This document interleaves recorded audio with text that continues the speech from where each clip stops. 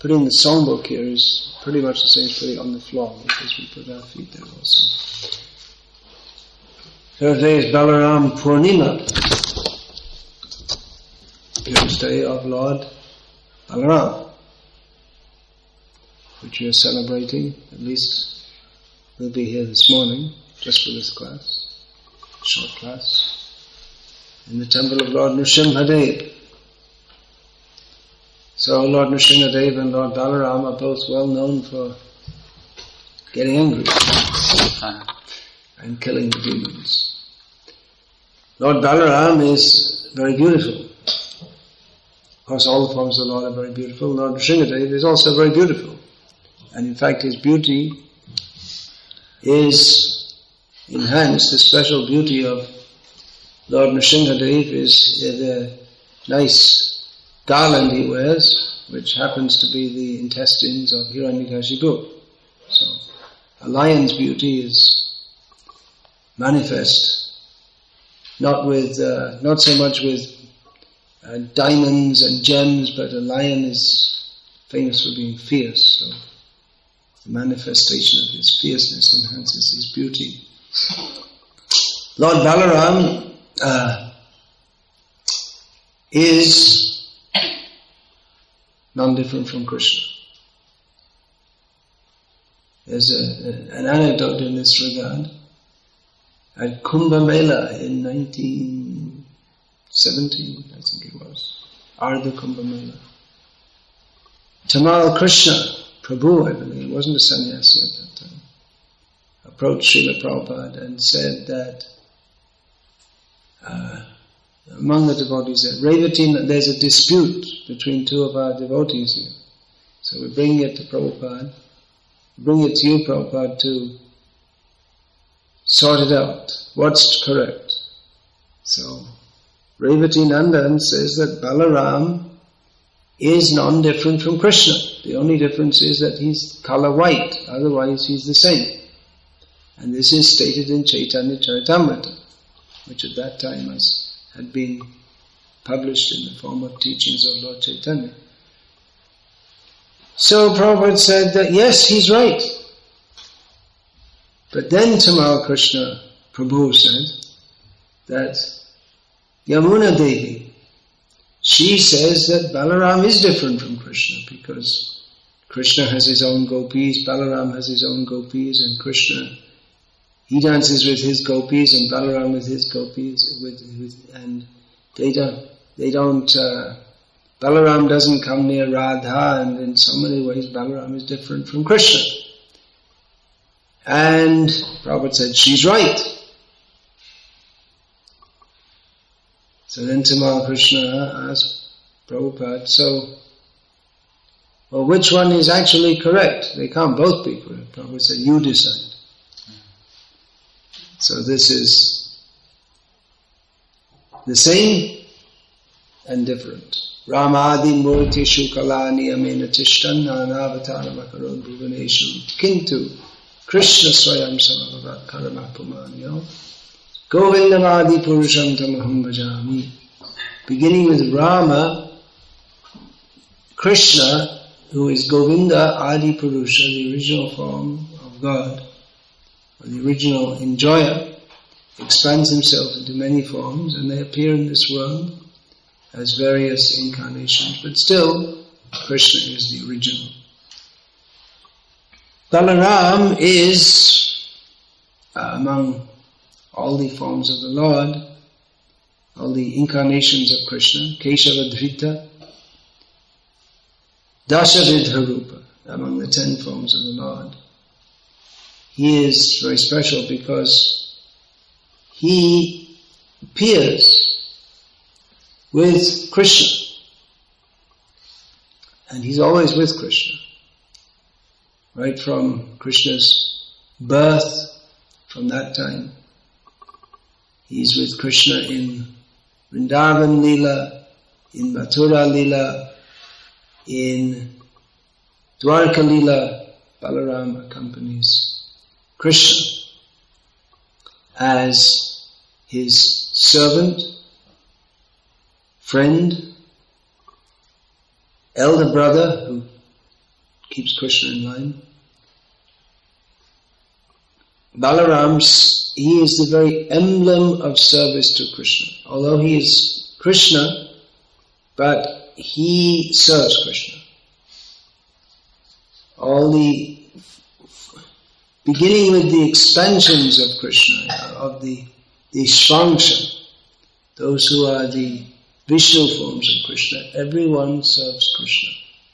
Ekala Ishvara Krishna Arsabhrita Jare Joiche Nachai Tare Toiche Kore Nritta. Krishna is the one controller and all others are his servants. As he makes them dance, so they dance. So, beginning from the Vishnu forms, all are the devotees, all living beings are devotees and servants, and therefore servants of Krishna. So although the Vishnu forms are the worshipable personality of Godhead, we are worshipping Lord Balaram, particularly today, worshipping Lord Balaram. But they're also servants of the Lord. And Balaram is he's identified with the Guru, or the Guru is identified with Balaram, because Balaram is very powerful, that's the meaning of his name. Very powerful and very attractive, that's the meaning of his name, Balaram. And one may ask, well, how can a Guru give Krishna, who is the most powerful, and he does so by the strength infused by Balaram. And that strength of bhakti means service to Krishna. And Balaram is, as I said, the emblem of that. He serves Krishna in all conceivable ways. In Shantaras, he serves Lord Krishna as his bedding, he becomes the bed, Ananta Shayam. As his shoes, as his clothing, as his Brahmin thread, as the chamara for, and in all the paraphernalia, he takes the form. He expands himself as the whole spiritual world, which is meant for enjoyment by Krishna. So Balaram, in this way, in Shantaras, serves Krishna. In Dasyaras, as the elder brother of Krishna, Balaram, he sometimes takes the form of servant to Krishna, sometimes as he's like just an equal friend, and sometimes he's in the mood of a Vatsalya ras, not the Vatsalya or the protective mood. Vatsalya ras we normally identify with parents, but an elder brother can also have that protective mood towards his younger brother or sister. So Balaram does that. In fact, when Krishna was again and again insisting to take the cows out to pasture, when he was a little boy, they would take the young calves, they would take for pasturing.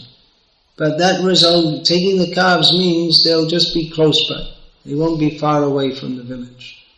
But if they are to take the cows, well, first of all, for little boys to manage big cows, that's you have to know what you're doing. The cows are much bigger than the boys, little boys.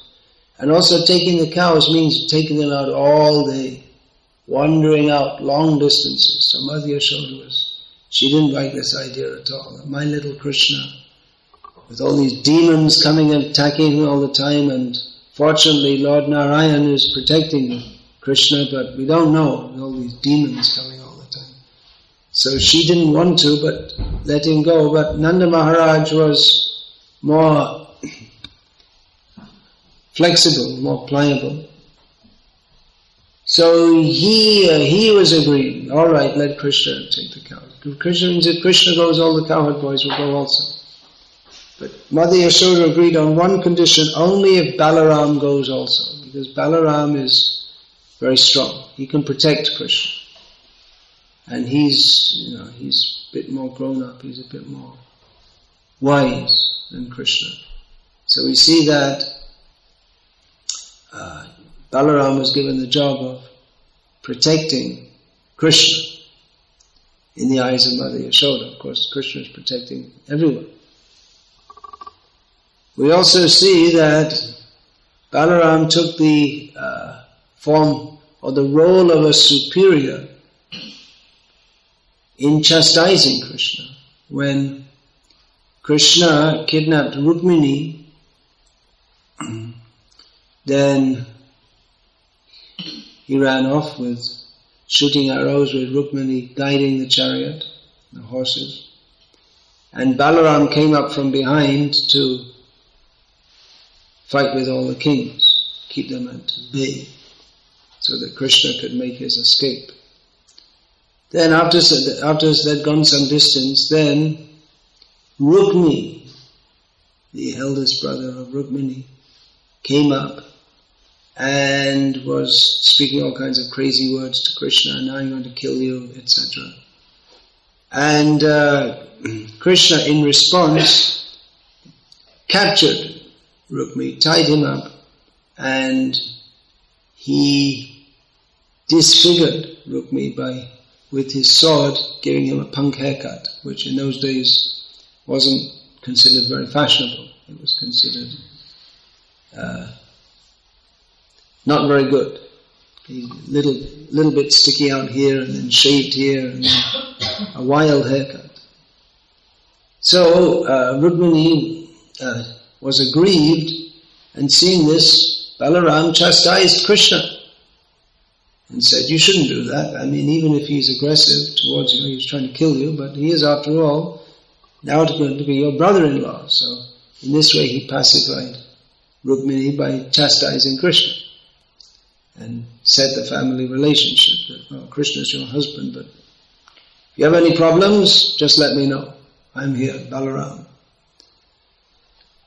So Balaram also in Vatsalya Ras and in the Gauriya Vaishnava Sampradaya, it's accepted that Balaram by Avesh, this mysterious principle of Avesh, he expands his consciousness and potencies into the personality of Ananga Manjari, who is the younger daughter of Radharani.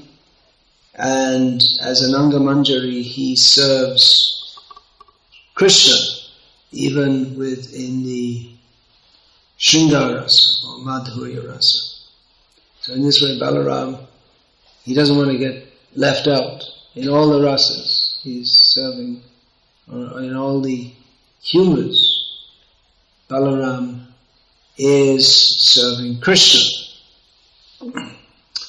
Balaram is praised in this song as the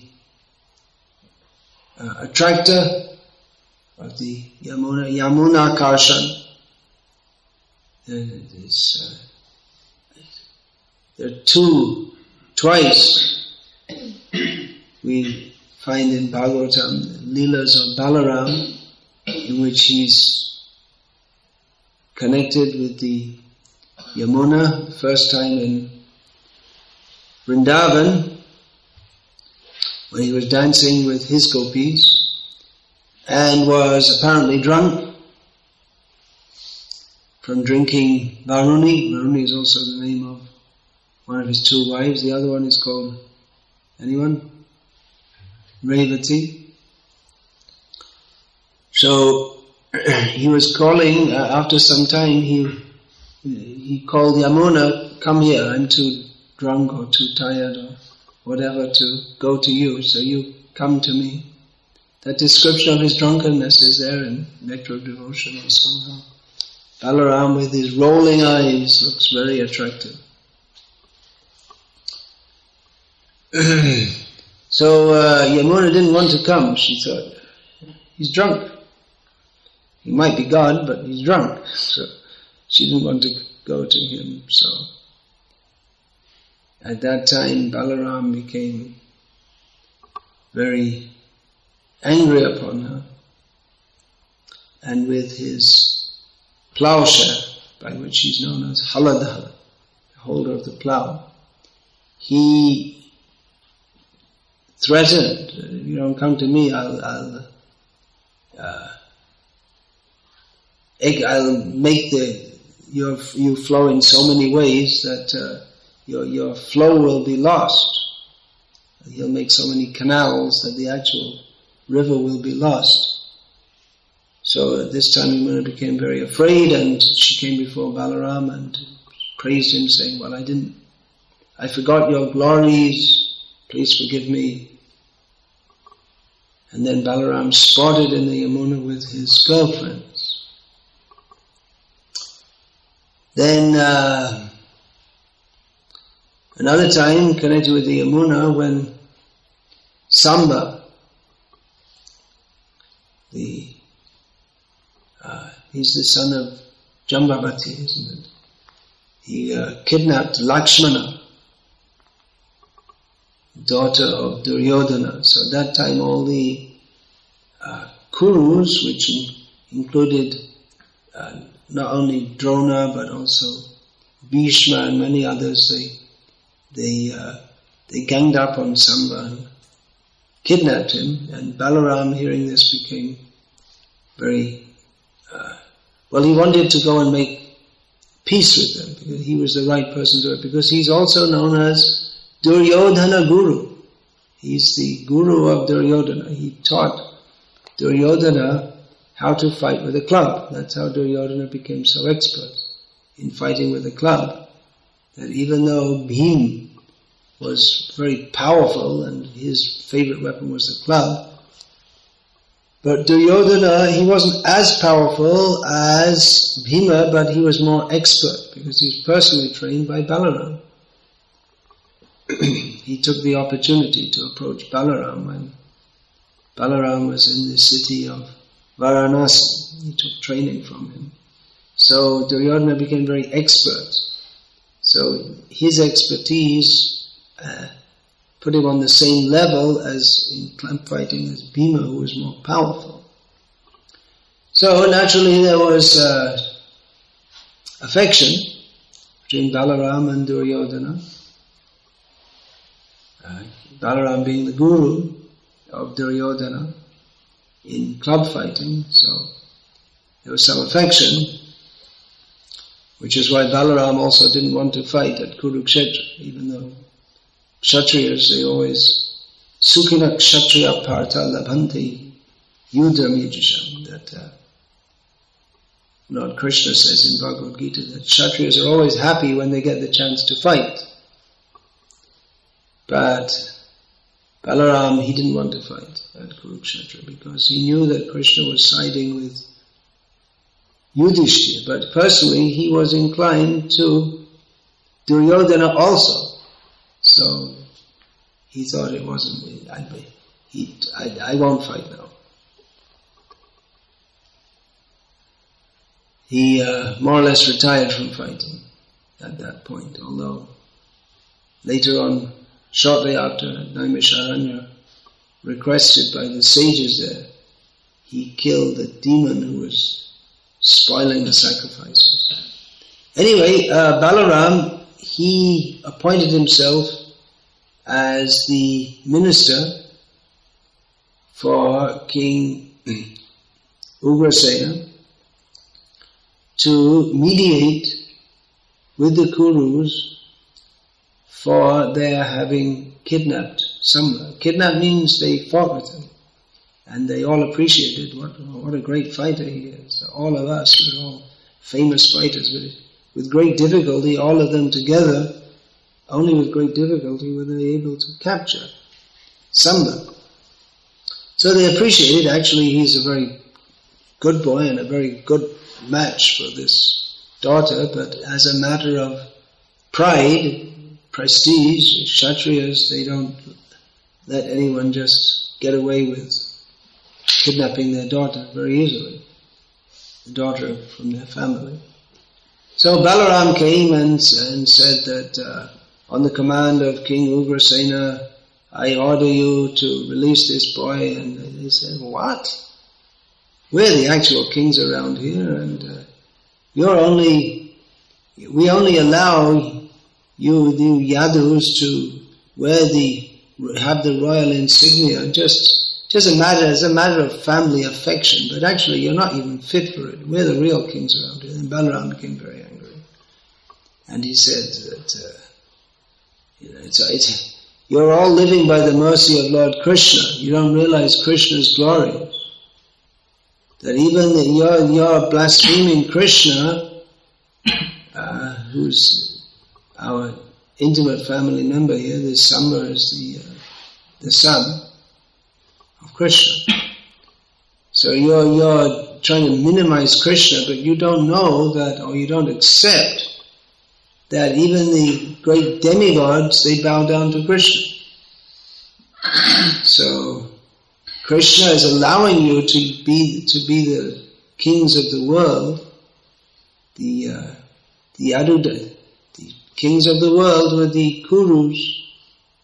Now, the Yadus were there also, and Krishna was a subservient, superficially a subservient prince to the Kuru king, who was Duryodhana at that time.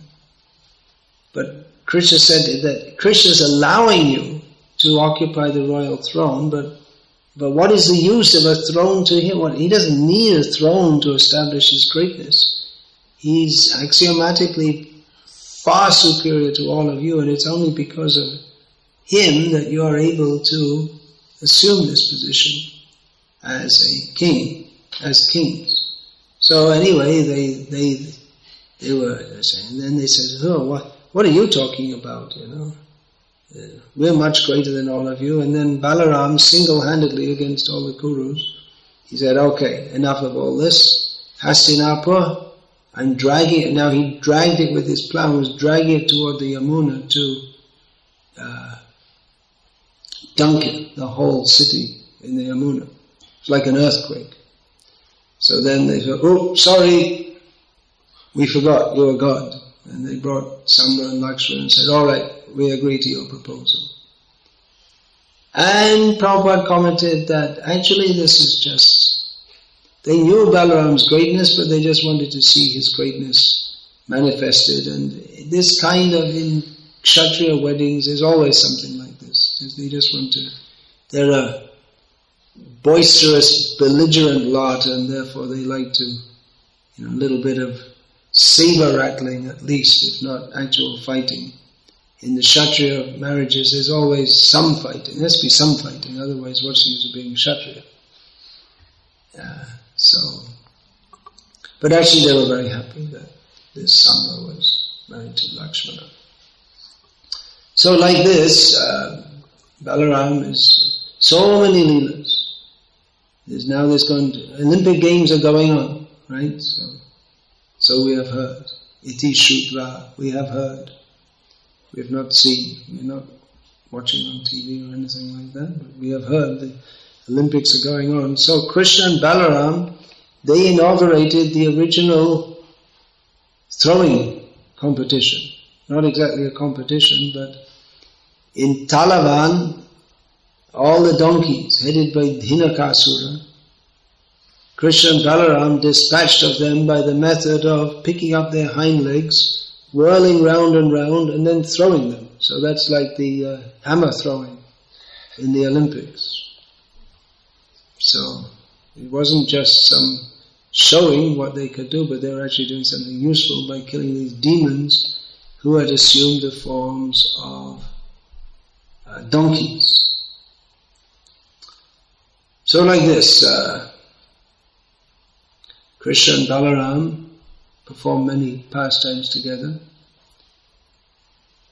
What is that? Saharamena Keshava. Kritavan kila karmani. Saharamena Keshava. Atimartena Bhagavan Gurha Kapatamanusha. Krishna and Balaram performed many activities. Kritavan kila karmani. They perform many activities. Krishna performed many activities with Balaram, who's sometimes called Rama, just Rama.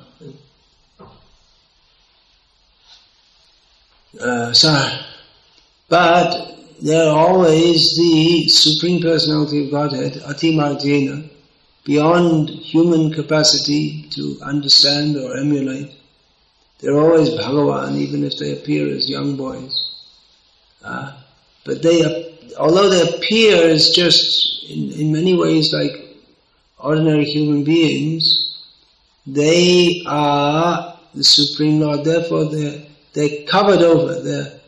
Their opulence as the Supreme Lord, the characteristics of the Supreme Lord are often covered, and therefore they appear as ordinary human beings. Therefore they're called Kapata Manusha, which literally means cheating man. They cheat others, or they mislead others.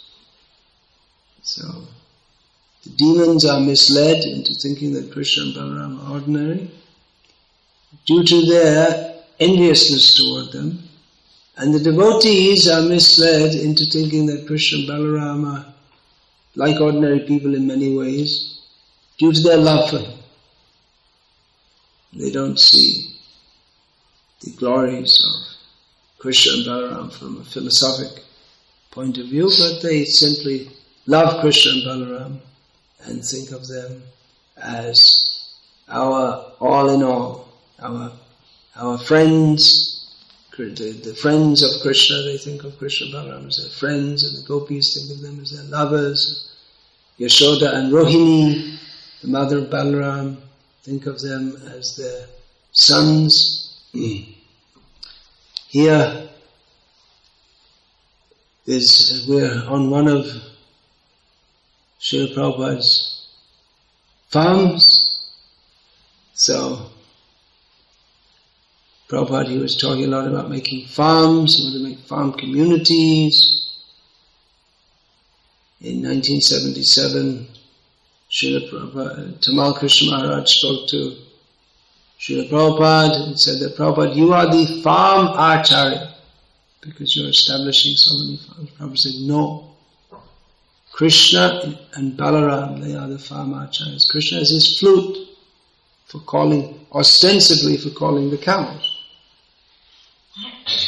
Even today, cowherd boys, they have flutes because they take the cows for grazing. They'll go out all day with them. That's the best way, actually, to keep cows. It's a common system to keep them in barns or to keep them tied up in a field. But the best system is grazing. They like that. They move from place to place all together in a big group. They like to be together.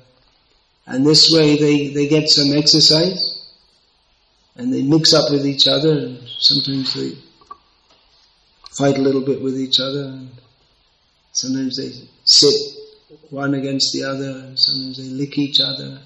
So they have their social life like this. And they also, by moving, they get all different varieties of grass and herbs. So that's healthy for them and makes the best milk also. So Krishna and Balaram would take out the cows, and wandering, Gocharana it's called, wandering with the cows, grazing with the cows.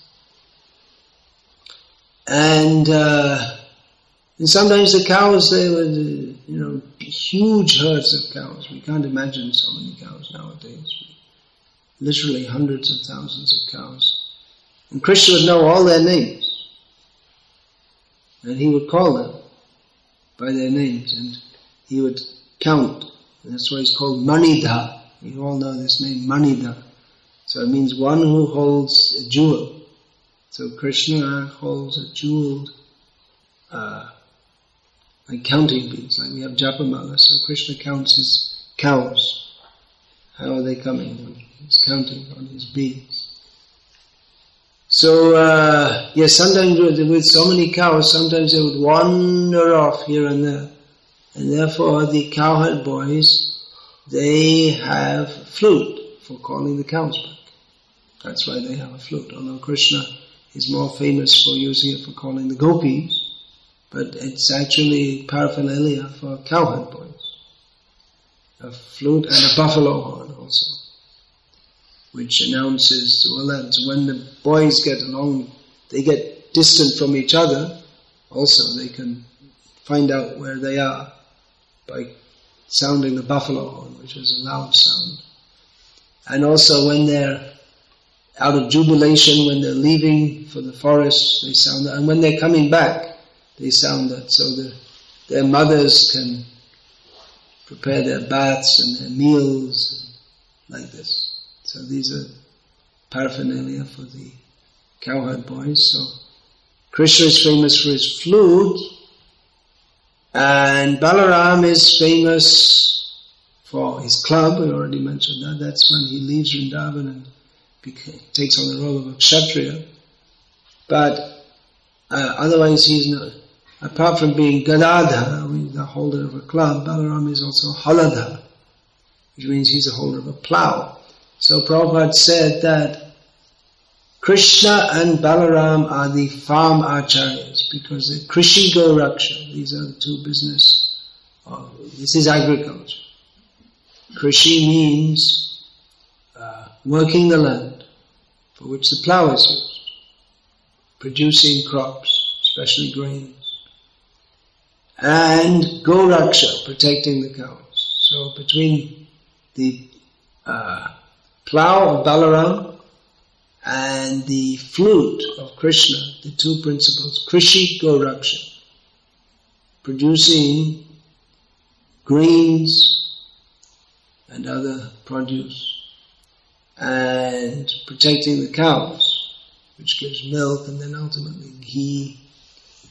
So these two activities are indicated by the flute and by the plough. Balaram being Haladhar, who uses the plough for farming, he's also known as Halayudha, which means he also uses it as a weapon, plough weapon, as we see in when he was pulling Hastinapur towards the Yamuna. So in this way he was using the plough as a weapon. So there are many other pastimes of Lord Balaram, killing the Dvivida. Of course there are many which he performs with Krishna directly, like jumping off the Pravarshana mountain, 88 miles high, 11 yojans. When the devotee asked Prabhupada, where is that mountain? Prabhupada said, in the sky. That's identified with the Girnar mountain in Gujarat. So that's near Junagadh, if you ever feel like going.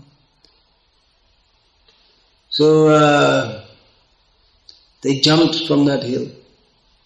Jarasandha set the hill on fire and thought, now they're dead.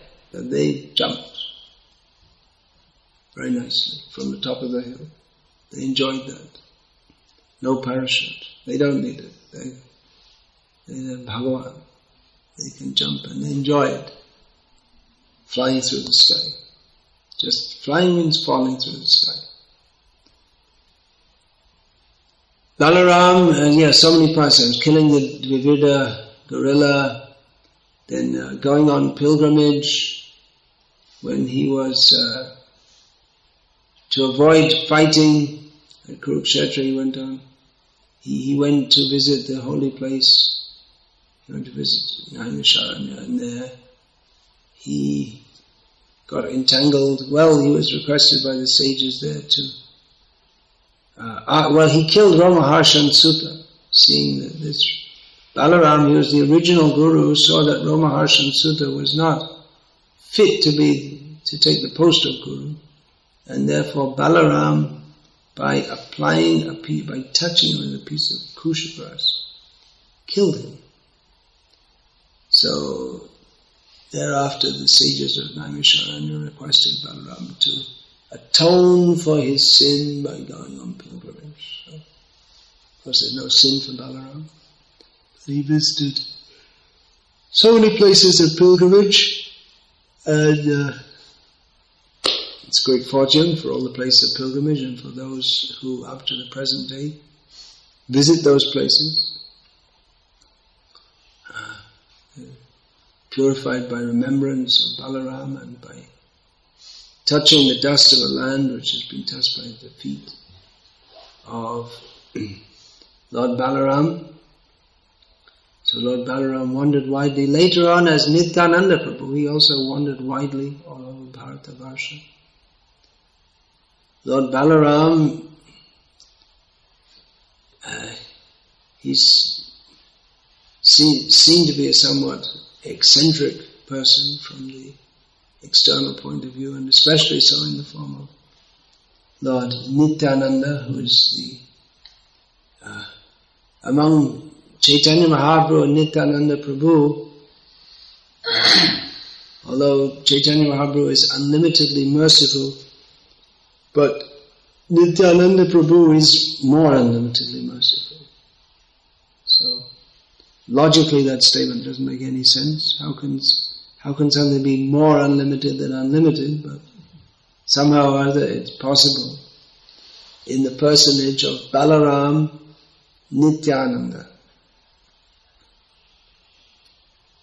So I'm not going to say very much this morning. I have to speak on Balaram this afternoon also, and then tomorrow also in Sweden, where I'm scheduled to be. They're having a festival for Balaram. They shifted to Sunday because it's more convenient or something like that. Although personally I think we should do the festivals on the day that they fall. It's like, you don't shift Christmas. If it comes on a Monday, you don't shift it to Sunday. So anyway, any questions about this? Then we can sing another song in which Balaram is mentioned. Questions, or anyone want to share any pastimes? What is the difference in age between Balaram and Krishna? Good question. It appears to be only 8 days. But it might be more. I tried to work it out once, but it's not very clear actually. From at least in my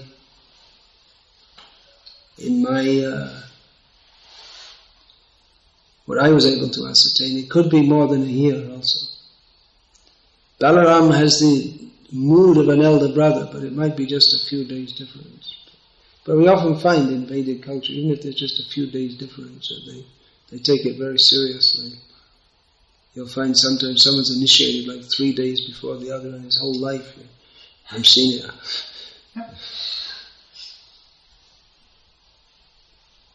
There's also the mystery of the connected with Balaram's appearance, the sons of Devaki, and how Balaram, he's called Sankarshan because he was attracted from the womb of Rohini to that of Yashoda, and Rohini appeared to have a miscarriage. Although he's known as, from Rohini to Devaki. So he's known as the son of Rohini, although he didn't directly appear from her womb. So, then there's the sons of Kalanemi, who became the sons of Hiranyakashipu, and then they became the sons of Devaki. So they're all different factors mentioned in different scriptures. So it's quite a complex point.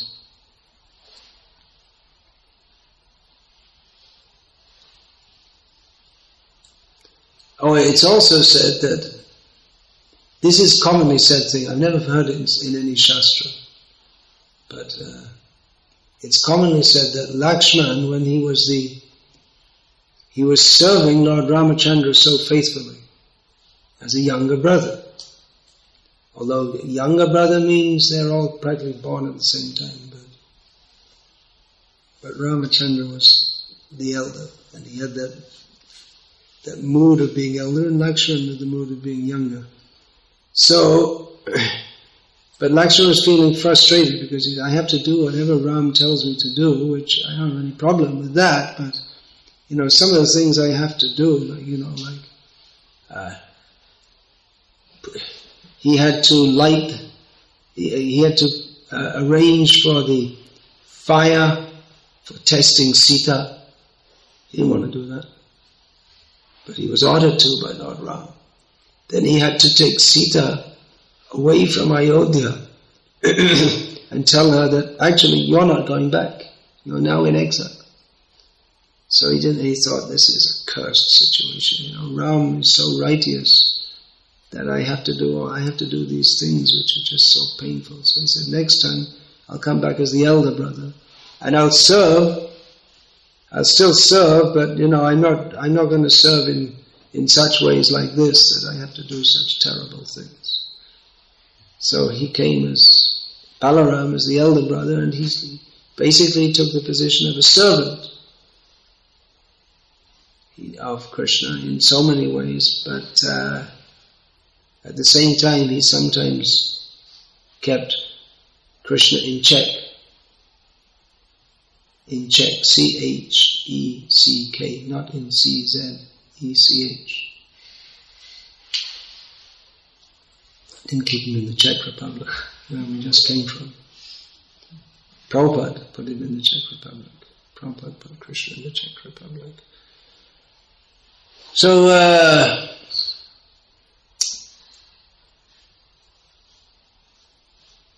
in this way. But then again we see sometimes Krishna is serving Balaram also. So sometimes when Krishna is very tired, he lies down and Balaram and others massage his feet, and sometimes Krishna massages Balaram. So it's a reciprocal relationship. Srila Prabhupada was saying, in a joking way, Srila Prabhupada brought Krishna to Czech, but Prabhupada brought Krishna and Balaram to the whole world in the form of Jagannath, Subhadra, Baladev. Today there's Rath Yatra in Leipzig. So, Srila Prabhupada brought the worship of Balaram to the whole world. Anything? Comments, questions? Varuni. Balaram is drinking Varuni, which is said to be the sap oozing from the trees. So that's identified with honey. Balaram is very fond of honey. So generally on Balaram Purnima, it's an ISKCON tradition, everyone drinks lots of Varuni, which is offered to Lord Balaram, and then they get drunk. So we usually used to take this and then go out on Harinam Sankirtan, because you get so much wild energy that you have to do something with it. So it's a great ISKCON tradition to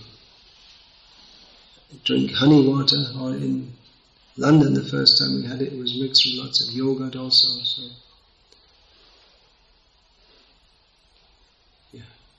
you can go on Harinam to Yandal's Brun or something like this, or round the farm, liberate all the blades of grass. So, if there's no question, then another song in our songbook, in which Balaram is at least mentioned, is Jai Radhe, Jai Krishna, Jai Vrindavan. There's also Brajendra Nandan Jai, Shachi Shuta Hoilo Se, Balaram Hoilo Nitai. But we'll sing this Jai Radhe, Jai Krishna, Jai Vrindavan, in which Lord Balaram is praised. So please